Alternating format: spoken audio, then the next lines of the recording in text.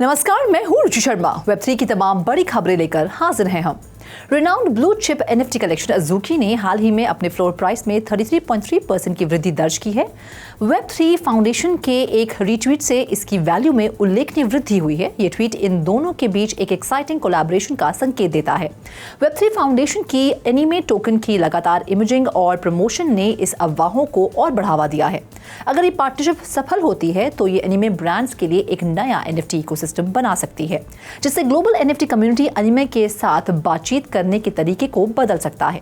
हालांकि ये अफवाहें काफी उत्साह जगाती हैं। इन्वेस्टर के सेंटिमेंट मिक्स्ड हैं। कुछ इन्वेस्टर्स अज़ूकी के क्रिप्टोकरेंसी की ओर झुकाव की सराहना करते हैं, जबकि अन्य प्रोजेक्ट्स के भविष्य के बारे में चिंतित दिखते हैं।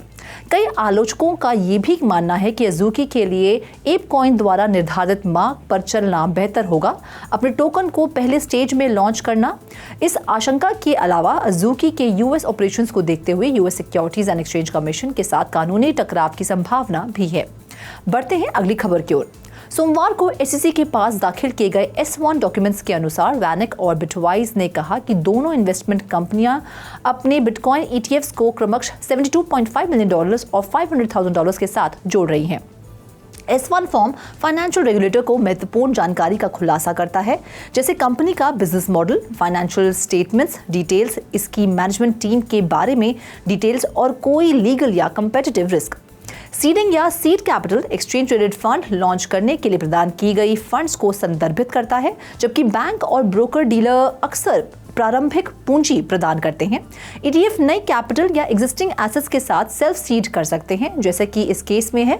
अपनी $500,000 सीड बास्केट के अलावा बिटवाइज, जो अमेरिका में सबसे बड़ा क्रिप्टो इंडेक्स फंड मैनेजर होने का दावा करता है, संभावित खरीद के बीच इन्वेस्टमेंट फर्म पैंटेरा कैपिटल के साथ $200 मिलियन की इन्वेस्टमेंट अपॉर्चुनिटी प्रदान कर रहा है।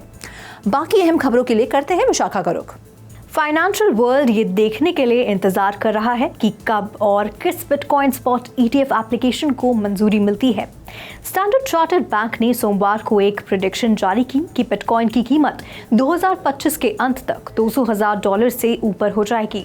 स्टैंडर्ड चार्टर्ड बैंक के फाइनेंशियल रिसर्च प्रमुख जेफरी केंड्रिक ने इन्वेस्टर्स को दिए एक नोट में कहा, अगर ETF से संबंधित इनफ्लोज हमारी उम्मीद के मुताबिक होता है तो हमें लगता है कि 2025 के अंत में $200,000 का स्तर संभव है। केंड्रिक ने कहा कि 2025 की प्रेडिक्शन 2024 के अंत तक $100,000 के उनके पिछले अनुमान के अनुरूप है। बिटकॉइन ETF बिटकॉइन की वर्तमान कीमत को ट्रैक करते हैं और बिटकॉइन की कीमत में उतार चढ़ाव का पालन करने के लिए डिजाइन किए गए हैं, जिससे कि इन्वेस्टर्स को डिजिटल एसेट खरीदने और स्टोर करने की आवश्यकता के बिना एक्सपोजर मिलता है।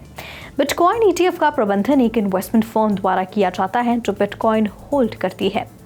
बढ़ते हैं अगली खबर की ओर। साउथ कोरिया के सबसे बड़े क्रिप्टो एक्सचेंजों में से एक अपबिट ने अपनी लोकल ब्रांच अपबिट सिंगापुर के लिए मॉनेटरी अथॉरिटी ऑफ सिंगापुर से एक मेजर पेमेंट इंस्टीट्यूशन लाइसेंस प्राप्त किया है। इस खबर की घोषणा 8 जनवरी को अपबिट की ऑफिशियल वेबसाइट पर की गई थी और MPI लाइसेंस हासिल करने के बाद अपबिट सिंगापुर का इरादा देश में अपनी सर्विसेज की रेंज का विस्तार करना है। एक्सचेंज अब MPI स्टेटस रखने वाले 15 अन्य इंस्टीट्यूशंस में शामिल हो गया है, जिनमें की रिपल, blockchain.com, Paxos, Coinbase और Revolut शामिल है। MAS से इनिशियल इन प्रिंसिपल अप्रूवल अक्टूबर 2023 में सामने आई थी, जबकि कंपनी 2018 से सिंगापुर में काम कर रही है। उस समय अपबिट सिंगापुर के चीफ ऑपरेटिंग ऑफिसर रैक सौंधी ने कॉइन टेलीग्राफ को बताया कि कंपनी इंस्टीट्यूशनल सेगमेंट और इंफ्रास्ट्रक्चर प्रोजेक्ट सिंगापुर के मार्केट में ध्यान केंद्रित करेगी। Over to you Roshni. SEC के चेयरमैन गैरी जेंसलर ने वोलेटाइल क्रिप्टो एसेट्स में इन्वेस्ट करने के बारे में एक सख्त चेतावनी जारी की है, जिसमें इन्वेस्टर्स को कुछ सुझाव और ध्यान में रखने योग्य कुछ बातों की पेशकश की गई है। जेंसलर की टिप्पणी तब आई है जब broader market spot bitcoin ETF applications के बारे में सिक्योरिटीज एंड एक्सचेंज कमीशन के फैसले की प्रतीक्षा कर रहे हैं। जेंसलर ने X पर चेतावनियां पोस्ट की, इन्वेस्टर्स से क्रिप्टो में निवेश करते समय सतर्क रहने और इसमें शामिल जोखिमों और करंट सिक्योरिटी लैंडस्केप को ध्यान में रखने का आग्रह किया। अपने पोस्ट में जेंसलर ने कहा कि हाई वॉलेटिलिटी के कारण क्रिप्टो में इन्वेस्ट करना अविश्वसनीय रूप से जोखिम भरा है और इस तथ्य पर प्रकाश डाला कि कई क्रिप्टो प्लेटफॉर्म इंसॉल्वेंट हो गए हैं या महत्वपूर्ण मूल्य खो चुके हैं। उन्होंने ये भी कहा कि कंपनियां क्रिप्टो एसेट सर्विसेज और इन्वेस्टमेंट की पेशकश कर रही है, वह फेडरल सिक्योरिटीज लॉ सहित लागू कानूनों के कंप्लायंस में नहीं हो सकती है। हालांकि जेंसलर ने प्रस्तावित स्पॉट बिटकॉइन ETF के बारे में कुछ भी उल्लेख नहीं किया, लेकिन थ्रेड की टाइमिंग ने क्रिप्टो स्पेस में काफ़ी लोगों में इंटरेस्ट दिखाया है।